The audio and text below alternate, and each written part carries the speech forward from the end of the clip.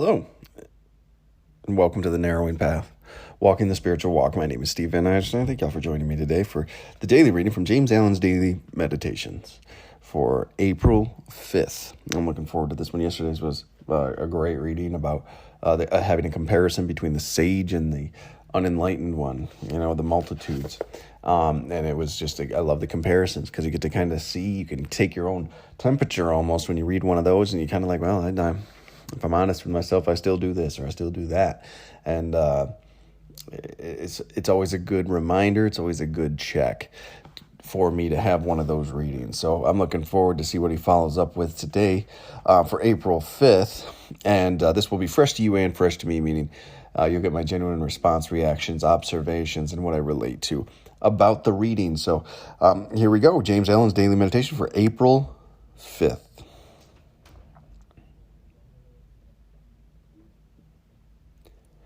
Law cannot be partial. It is an unwavering mode of action, disobeying which we are hurt. Obeying, we are happy.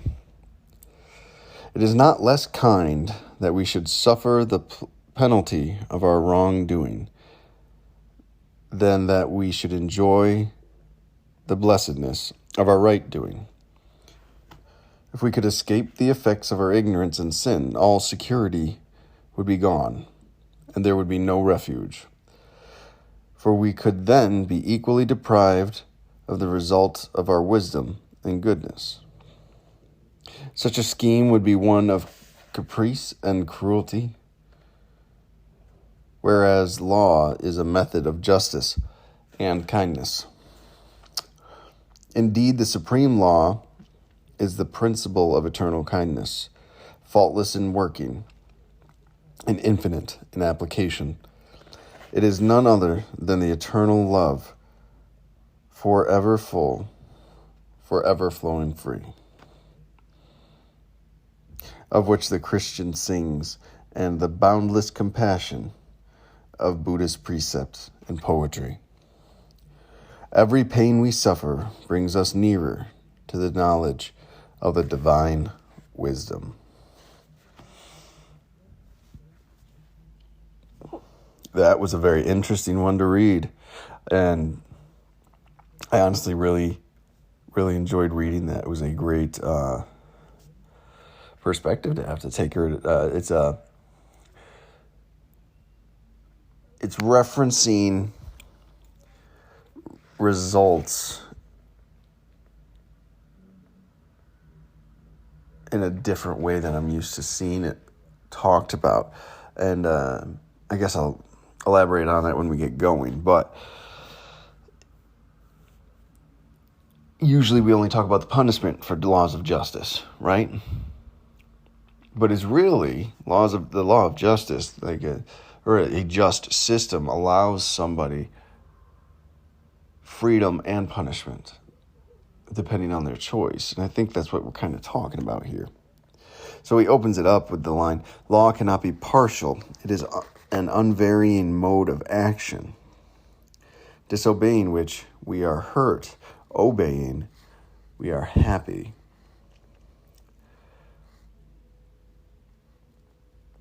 So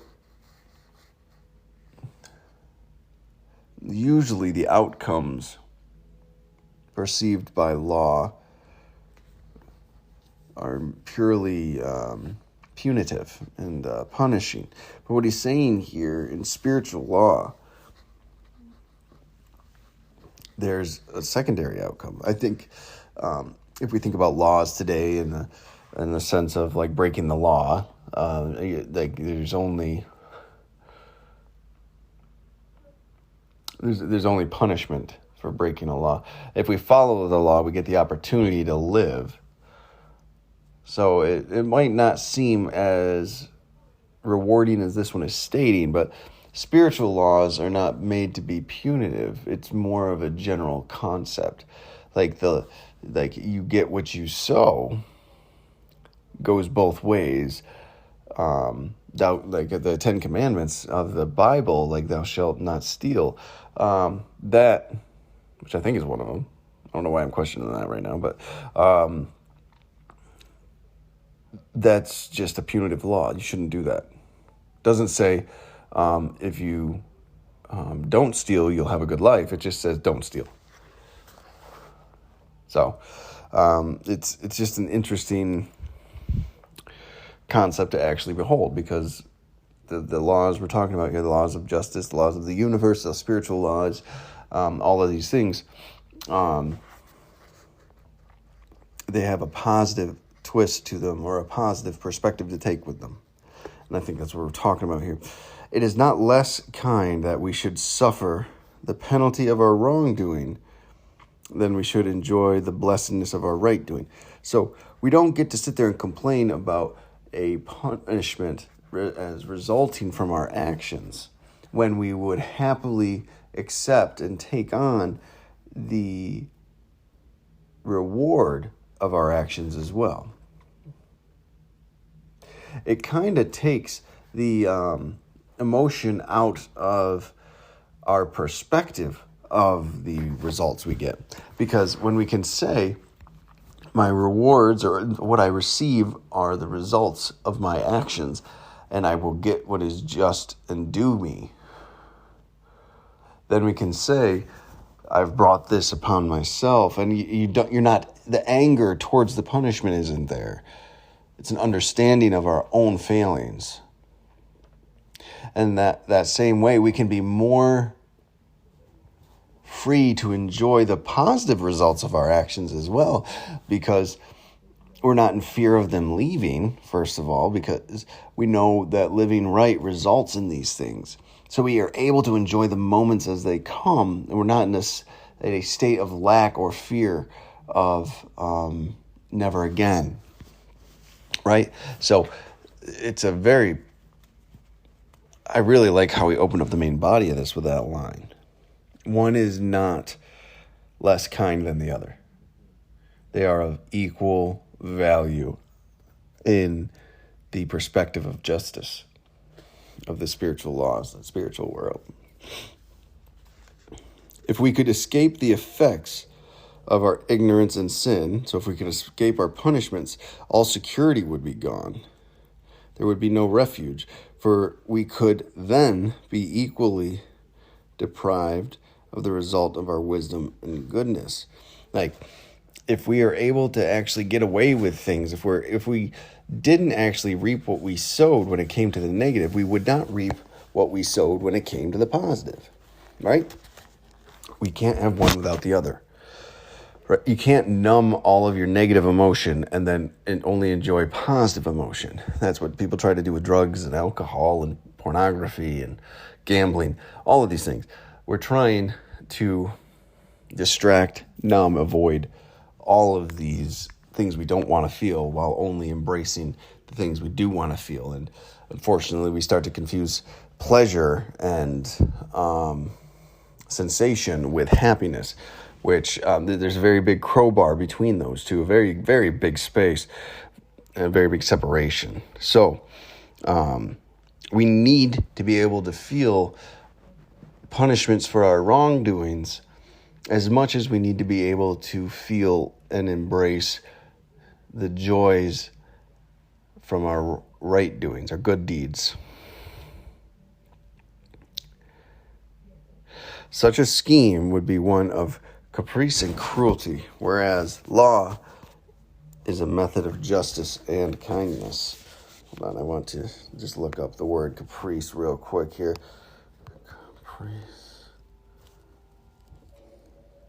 Caprice.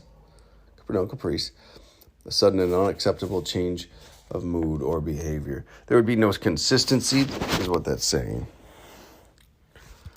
Let me make sure that a sudden and unaccountable. So just random things.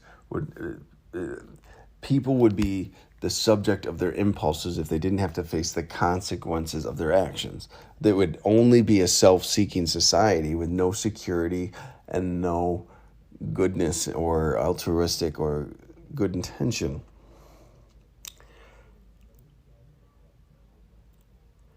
That is why he calls law a method of justice and kindness, because it gives us a sense of security. It gives us a sense of ownership and accountability to what we actually do. And not only ourselves, but everyone around us. So that's why it's called justice and kindness. He goes on to say, indeed, the supreme law is the principle of eternal kindness, faultless in working and infinite in application. It is none other than that eternal love, forever full, forever flowing free. So we get to hold kindness in our heart. We get to bestow kindness upon others. We get to give freely of these things, give freely of the love we have to the human race and to the people around us. And it becomes a pretty incredible thing, right?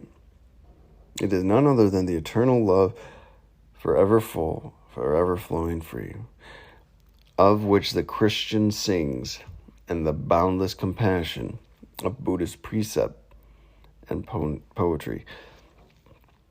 That I like how he crosses the theological lines there, belief systems, because it kind of rings true to a belief that I have, that a lot of religion or spiritual belief structures and organizations practice a lot of the same principles as each other. How they're worded and how they manifest in their specificity per religion may deviate from religion to religion, but the base spiritual laws and principles will always remain the same, of justice, of love, of honesty, all the virtues we've talked about, and everything like that. Those will remain the same and consistent across all religions and spiritual structures. I believe that to be true. And then man-made institution gets involved and things get distorted, or things get selfishly used and manipulated in a way because humans are failing beings many times. So he ends it with this statement: every pain we suffer brings us nearer to the knowledge of the divine wisdom. And there's something out there, there's a saying out there that says pain is the touchstone of spiritual growth, and that has been my experience too. Pain, however much we'd like to be different, or there be other venues of learning, pain, suffering, those are the real teachers, those are the real motivators we get to guide our lives and to guide our true north as to what the right things to be doing is. Because when we suffer, and when we have pain, we look for what we could have done more, what we could have done right. Where did we go wrong? What was the right thing to do? And that brings us closer to the knowledge of the divine wisdom. We become more wise every time we have pain and suffer. If we're willing to look at it, there takes some willingness involved with this again. So, and self-honesty is too.